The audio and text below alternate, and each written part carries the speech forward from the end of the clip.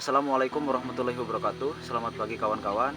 Di video ini saya akan memperlihatkan bagaimana keadaan lebah di musim hujan. Saya sengaja merekamnya biar kawan-kawan tahu, terutama yang masih baru dalam budidaya lebah. Mungkin kawan-kawan yang sudah lama di budidaya lebah sudah bosan melihat hal ini. Tapi apa salahnya saya berbagi ilmu, berbagi pengalaman kepada kawan-kawan pemula bagaimana keadaan lebah di musim hujan. Di sini saya sengaja menutup pintunya supaya bisa melihat bagaimana keadaan lebah yang baru pulang dari alam pagi-pagi. Di sini bisa kita lihat meskipun musim hujan, lebah masih bisa membawa bipolen atau membawa serbuk sari. Itu artinya meskipun di musim hujan, alam tetap menyediakan sumber pakan bagi lebah. Bahkan nektar di alam pun masih ada. Jadi di musim hujan ini memang kalau untuk stok madu itu tidak ada, karena ya tahu sendiri musim hujan itu adalah musim dimana bunga itu sangat sedikit. Tapi kalau untuk mencukupi kehidupan lebah masih cukup ya kawan-kawan. Banyak para peternak lebah yang membantu lebah memberikan makanan seperti gula, serbuk sari dengan tujuan untuk membantu kehidupan lebah. Tapi bagi saya meskipun musim hujan, saya tidak ikut memberi mereka makan. Kenapa? Saya amati sendiri, meskipun di musim hujan, lebah tetap bisa bertahan hidup. Lebah tetap bisa makan, cukup lah, meskipun mereka tidak menyimpannya di sarang. Kalau diteliti, dulu saya pernah percobaan, saya memberi lebah makan saat lebahnya masih baru dengan gula. Itu saya amati, lebahnya jadi malas keluar. Malas lah pokoknya, karena sering kita sediakan gula di sini atau di dalamnya. Efeknya seperti itu, lebahnya perutnya jelek, apa bahasanya, mencret gitu ya kalau kata peternak lebah. Kemudian lebah jadi malas keluar. Berbeda dengan lebah yang dibiarkan alami hidupnya. Meskipun di musim hujan, kita tidak membantu lebah memberikan makan.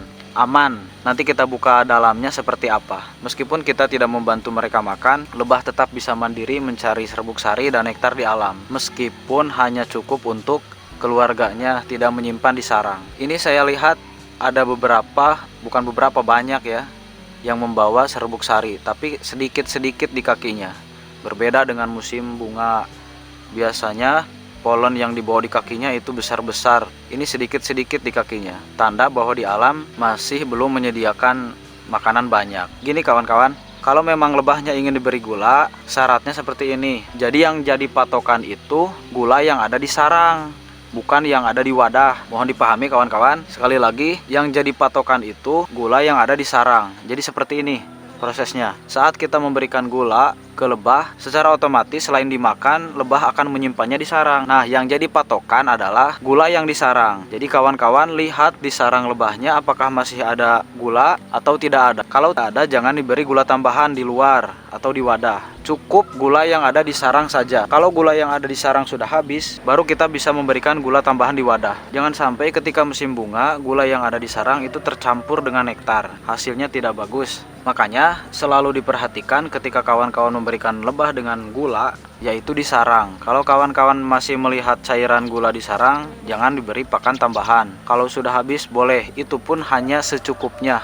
bukan sebanyak-banyaknya, hanya untuk membantu lebah makan, mempertahankan koloni lebah. Tapi kalau kawan-kawan ingin mengikuti cara saya, tidak memberikan gula, hanya mengandalkan nektar alam dan serbuk sari alam, boleh. Lebah saya juga aman, tidak semakin sedikit. Mereka hanya bisa mempertahankan hidupnya, tidak lebih. Bisa kita lihat lebah yang ini, dia sedang menari-nari.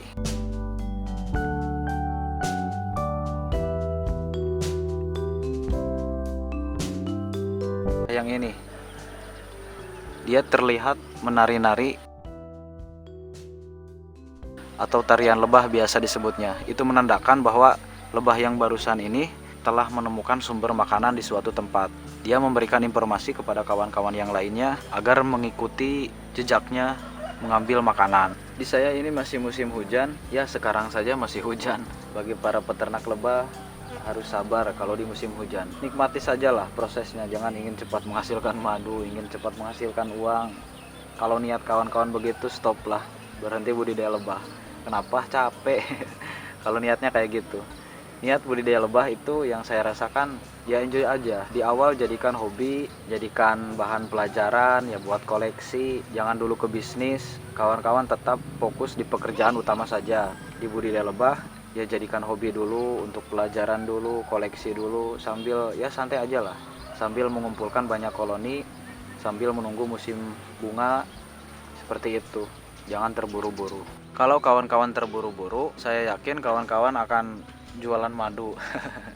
Bukan tidak boleh jualan madu, tapi efeknya ketika kawan-kawan tidak tahu peternaknya jujur atau tidak, apalagi belum pernah main ke lokasinya, ya bukan suudon ya, jaga-jaga saja. Di musim hujan seperti ini masih banyak yang jualan madu sarang, jumlahnya kuintal gitu, bahkan ton, itu aneh ya.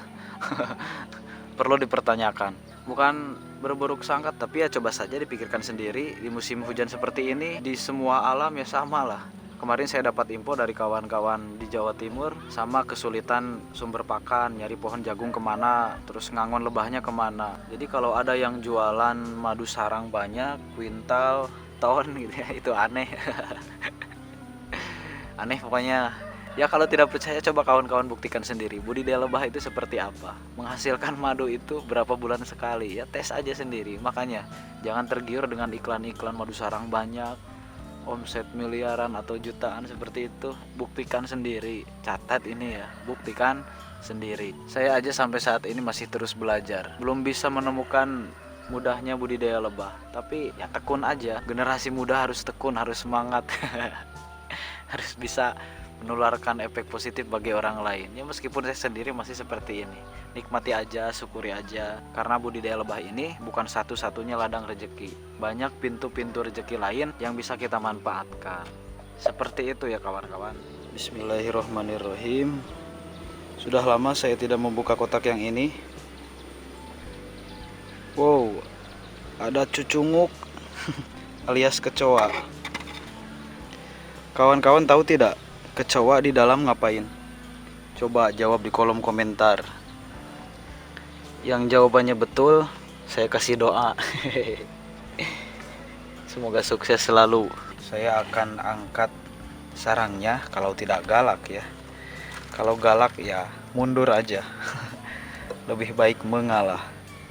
Jangan melawan lebah kalau galak. Nah itu cicak.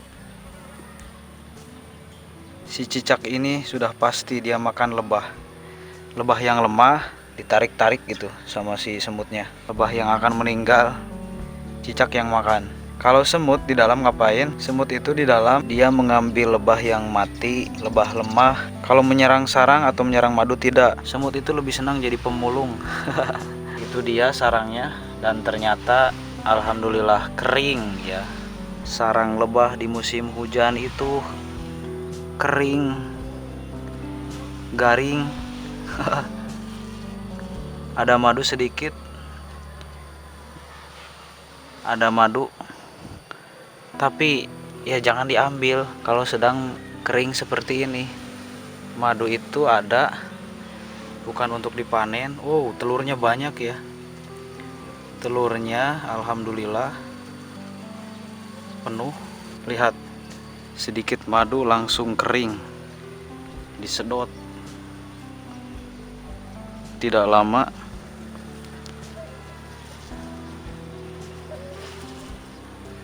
reaksi lebah kalau diganggu tuh, madunya dihisap.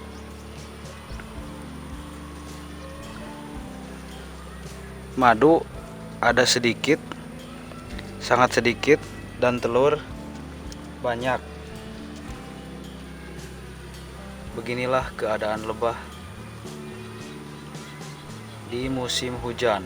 Kemudian sarang yang kedua, semoga lebahnya tidak sewot. Saya akan angkat seperti apa. Nah,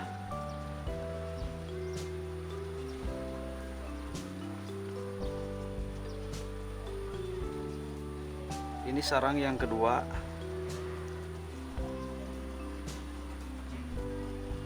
Telurnya padat dan berat. Menyimpan madu sedikit, bipolen lumayan banyak.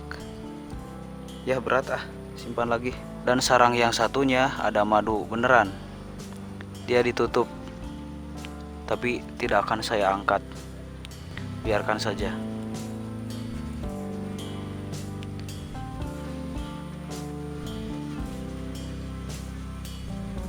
Awas, awas, terjepit. minggir.